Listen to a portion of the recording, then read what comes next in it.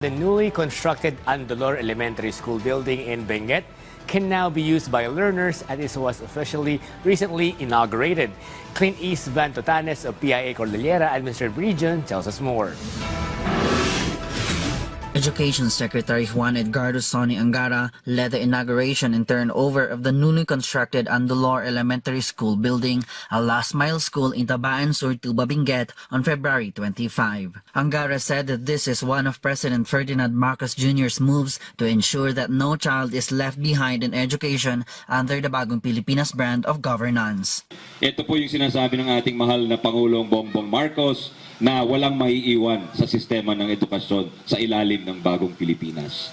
Kahit malayo, kahit mahirap puntahan, kahit sa taas, sa tuktok ng bundok, hindi po magsasuffer o hindi mawawalan, hindi mauubusan ng resources para ibuhos dito ang Department of Education. The school also received learning tools including 10 tablets and a laptop. Beneficiaries expressed gratitude to the DepEd. They said that this will significantly improve the learning condition of the 66 learners in the school. Thank you very much for giving this opportunity.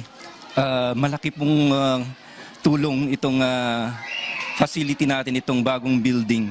Ag-iyaman kami matiti DepEd kasi and provide dito world class nga school para kanya mi oray kasano kinaadayo dito lugar mi nga ikot inito danda kami piman iso nga dito ti inspirasyon dagiti estudyante kanya mi tapno mas simpa anda pa iti ag eskwela ag adal ingganano malpasda.